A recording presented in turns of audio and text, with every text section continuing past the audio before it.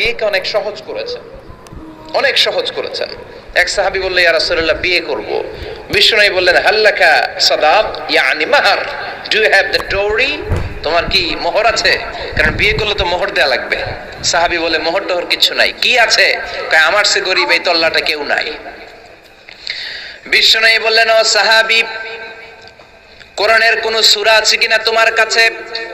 সাহাবী বলল, নবী, কোরআনের অল্প কয়েকটা সূরা আমার মুখস্থ জানা আছে। এক যুবতী মেয়ে বলল, নবী, আমি বিয়ে করব। বিশ্বনবী বললেন, কোরআন জানো নাকি? যুবতী বলে, না, কোরআন আমি জানি না। বিশ্বনবী বললেন, আমার কাছে ভালো একখানা পাত্র আছে, বিয়ে পড়িয়ে দিলাম।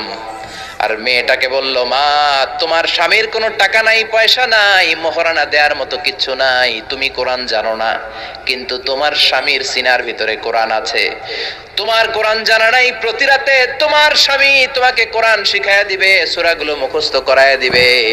তোমাকে যে তোমার স্বামী কোরআন শিখায়া দিবে, এটাই হলো রে মা তোর বিয়ের মোহর। স্বামী তোমার টিচার, সে তোমাকে কোরআন শিখাই দিবে, এটা তোমার বিয়ের মোহর। সহজ হয়ে গেল না? কথা বলেন। সবচেয়ে বরকতময় বিয়ে ওই বিয়ে যেই বিয়েতে খরচ কম। শুনতেছেন? হ্যাঁ, আমলের নিয়তে শুনেন। চেঞ্জ লাগবে, পরিবর্তন আনতে হবে আমাদের।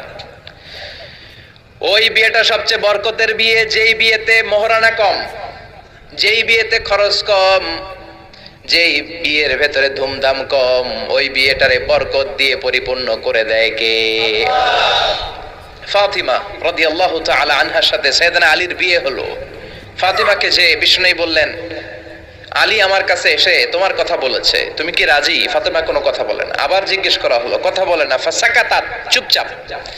তিনবার বিশ্বনবী জিজ্ঞেস করলেন, তিনবারই চুপচাপ। আসুকুতু নিসফুর রিদা, মেয়েদের চুপ থাকা সম্মতির অর্ধেক। জোরে কোন ঠিক কিনা? কি লজ্জাবতী নারী, কিছু বলেই না। তার মানে বাবা যেটা ডিসাইড করবে ওইটাই। ফাতেমার সাথে সাইয়েদনা আলীর বিয়ে হয়ে গেল।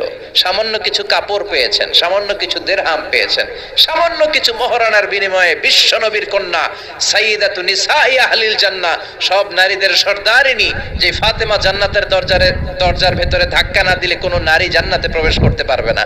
সামান্য কিছু মোহরানার বিনিময়ে বিয়ে হয়ে গিয়েছে। কোন সুবহানাল্লাহ। এজন্য বিয়েটারে সহজ করার দরকার আছে না নাই? রাজি আছেন তো? বিয়েটাকে সহজ করতে হবে।